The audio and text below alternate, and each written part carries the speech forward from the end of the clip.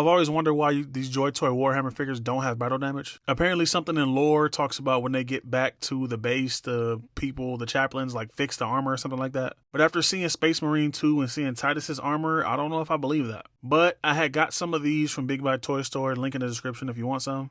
And I wanted to battle damage one just to see what it would look like at this scale. If you want to check out that video, I believe I have it on my YouTube shorts. If not, it's on my Instagram, so head on over there, link in the description. I just used an X-Acto and I carved this guy up. The plastic is pretty soft head to toe, so it's really easy. Gonna be using this Monument Hobbies dark gray blue for the cuts. Also gonna be using this God Hand brush I got from Bigbadtoystore. I didn't even know they sold brushes, but I guess they're trying something new and they're getting those in. I really like this brush because it has a cover, so like somebody like me, I drop stuff all the time and my brushes always end up on the floor, so me being able to add a cover to it is really sweet. It's gonna help preserve the brush a little more. I'm gonna start by taking this thing apart, mainly because I just want to do one leg, arm, torso at a time. I don't want to sit here and try to do everything, because I did that before and I missed a lot of stuff. One cool thing about these Joy Toy Warhammer figures is they pop apart really easy. They do sometimes have QC, but for the most part, you can pop this apart with no heat. I didn't heat this up at all, I just pulled it apart. I'm going to start everything by just painting that dark gray blue inside the cuts, mainly because when you cut the plastic, especially on the shoulders, it shows white. And if you don't know anything about Warhammer, the armor is not metal. It's like a polycomposite clay, I guess they called it. Something along those lines. I just know it's not metal, so it wouldn't show silver when it gets damaged. And this blue, I think, matches pretty closely to the Warhammer, like ultramarine blue. And it looked really good once I painted it in, because I tested it out first, of course. And once I did the first one, I was like, okay, this paint is not exactly a match, but it's good enough for battle damage. And I'm just going to do that on the entire figure. So every cut or scratch you see on this figure from now on will be painted.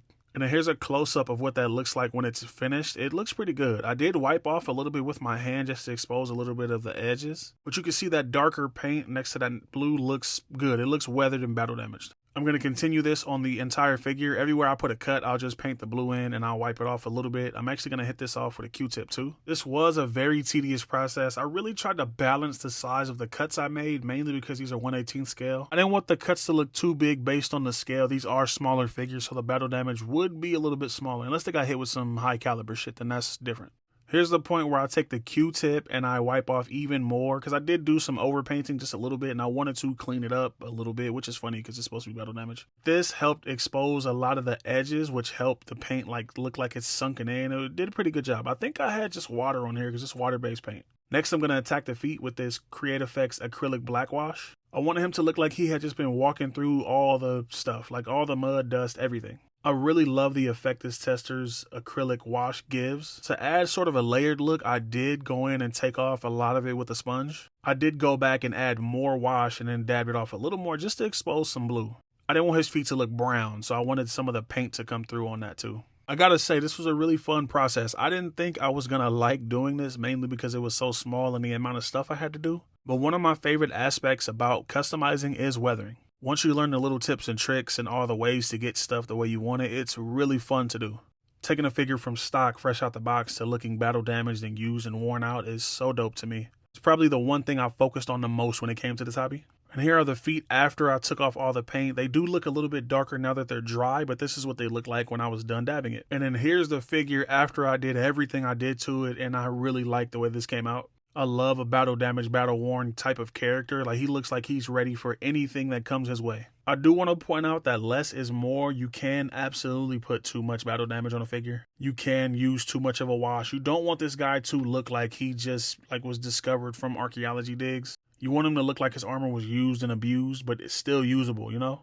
Just try to keep in mind that less is more. It's a very thin line between less and more, trust me. In the beginning, when you start weathering, you're gonna do too much. You're gonna slap a wash on, do some dry brushing, and think that's where you should leave it. But in most cases, you're gonna wanna knock that wash back and then dry brush or add the damage, however you wanna do it, but you're gonna find a balance as you keep going. Again, I really love how this came out. I had a lot of fun doing this. Even though this is a smaller figure, the project was still pretty daunting because I wanted to see what this guy looked like battle damage, but I also didn't want to ruin a figure. But now that I've done this is absolutely one of my favorite Joy Toy figures. I want to do another one. I'm thinking about doing my Blade Guard Veteran, but I don't want to do too much. I really want to do some very subtle battle damage on that guy because the Blade Guard Veteran is my favorite Joy Toy figure. I do want to ask though, looking at this now, should I put more wash on it? Should I put wash over the whole figure? Let me know in the comments. It'd be interesting to see what y'all say. Now for this brush, I did want to talk about this brush a little bit because I did not know these were on Bigbadtoystore. This is a God hand, like fine tipped brush. I believe currently they're sold out on Bigbadtoystore, but I think they have more or they're getting more. I do really love the cover. That aspect of it is nice to me because brushes can get messed up sometimes. And having its own cover, I think is really clever. I know it's not a new thing, but I think it's clever. You can protect your brush. You can literally drop it on the floor as long as the cover's on it, and it'll be all right.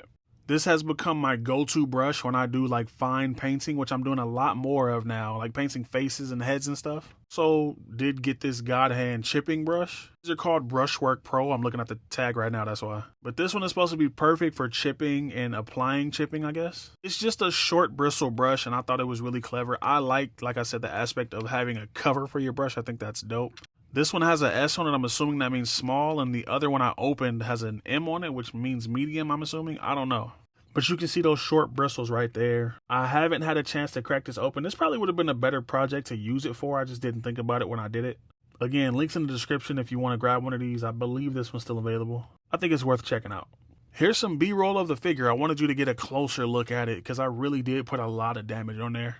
I did battle damage from the helmet all the way to the feet, and I had to do it like according to how I thought it would have happened. It's one thing to go in and just add a bunch of cuts and a bunch of dry brushing, but it's another thing to put it in places that make sense. When you think of Ultramarines, you think of Space Marines, they fight every and anything.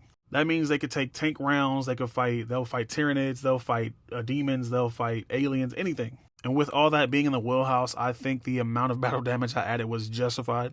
This guy looks like he does not stop. He just goes from battle to battle, and that's really what I wanted to capture. I gotta give a huge shout out to everybody who made it this far in the video. I really appreciate your view. Also, shout out to Bigbadtoystore for making this possible. Thank you guys so much for sending this over. Shout out to everybody using my affiliate links. Those help me make videos like this, so I really appreciate you guys too. Make sure you like, comment, and subscribe. Nothing helps this channel more than likes and comments, so run those up.